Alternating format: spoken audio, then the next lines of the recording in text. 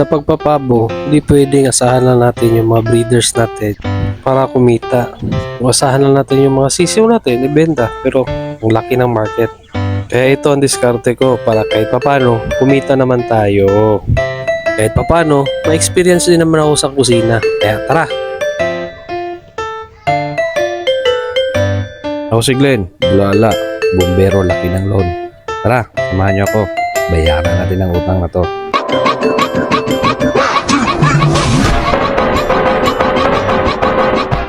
Siyempre, simula tayo sa seleksyon ng ating pabo na kakatayin. Sakto sa order ni customer, ilang kilo o live weight ang napag-usapan nyo.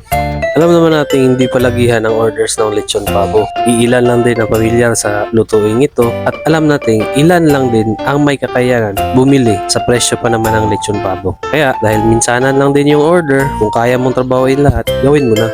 Tulad ko mula sa pagkatay, pagtimpla, pagluto bilang isang lechonero hanggang sa delivery na atin na lahat. Kahit paano nakatipid na tayo sa labor cost. Pero kung malakihan naman, mas maganda pa rin may tao tayo. May negosyo ka na, nakatulong ka pa sa iba. At dahil utang naman ang paksa ng ating content na to, extra sipag, extra kita na rin. Kaya bawas principal amount na rin. Alright, balik tayo sa proseso ng lechon pabo. Manatilihin lang namang malinis ang ating kusina. Palain mo, diploma pala to. Akala ko certificate. Ito naman yung sikretong proseso ng aming pagbababad ng pabo. Siyempre, sikreto to. Diskarte nyo na kung paano yung sa inyo. Nasa Google lang naman to. Search nyo lang. Kikita nyo dyan yung kulay ng pabo natin bago siya binabad at saka matapos na maibabad. Buong magdamag yan. Well, dako naman tayo dito sa aming fresh na mga vegetables at saka spices para sa staff namin sa lechon pabo. Hindi sikreto to pero dapat bagsakan kayo bumili ng gulay. Fresh na, mura pa. Shout out ko diya sa kong gwapong amigo Roland Fertes. Nakikita mo naman, di ba? Nakikita mo naman, di kailangan magsalita pa, nakikita mo na yan. Di ba? Inumbaga na tayo sa pagbabad ng ating lechong pabo. Ito, bonus tip ko na sa inyo. Pero dagdag gastos. Di hamak, sulit naman. Noot na noot sa laman yung lasa ng inyong seasoning. Kasi nga, pulverize. Madali lang siya matunaw at manuot sa laman. Galante talaga ako sa spices at stuffing sa aking mga lechon. Di lang purong tanglad o lemongrass. Liban sa aromang dala nito at lasa, ito rin ang nag-neutralize sa pagkakataon na sumobra yung ating seasoning na magre-resulta sa alat. Ito naman, siniselyo ko sa pamamagitan ng pagtahi ang lahat ng opening ng ating lechon. Ito ay panatiliing balanse ang lasa sa loob ng ating lechon.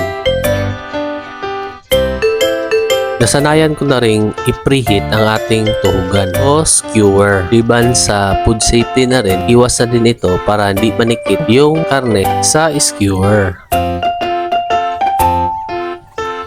Matapos natin ituhog ang ating lechon, dapat i-secure natin yung magalaw ng mga parte tulad ng pakpak at saka paa. At dahil bumbero tayo, tatalian natin yan siya gamit ng clovage. Clovage ha, bumbero tayo.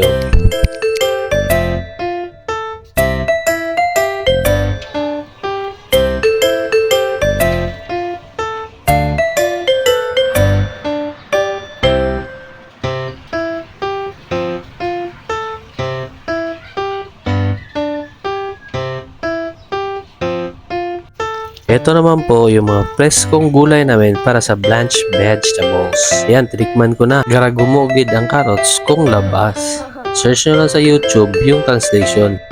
Sa parte na to, feeling chef tayo dito. Ayan, naka-ice bath pa tayo. This is to maintain the crispiness, the color of our blanched vegetables. And we also season yung ating blanched vegetables para malasang kainin.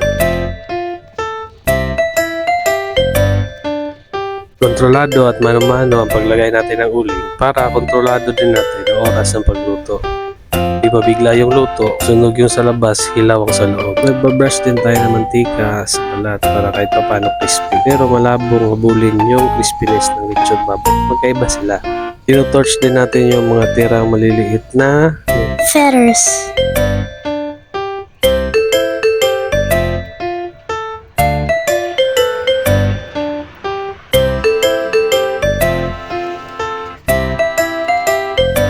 At ito na, plating na lang tayo sa ating lechon pabo. Yan, nilalagay na namin yung mga blanch. Vegetables. Nilagay natin sa disposable stainless pan at naka-cling wrap yung ating lechon pabo na ma-maintain yung freshness nito. Eco-friendly yung delivery natin. Naka-keso, e-bike po tayo. May previous tayo na sausawan, yung Dandom's pinalami na suka. They also have the best chili garlic sauce in town. Message them for orders. Deliver na lang. Kung di nyo ma-decode yung sinabi ni Il, sabi niya, di-deliver na lang natin yung order ng lechon pabo.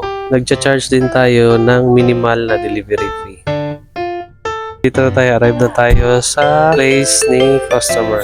Salamat po. Thank you for watching.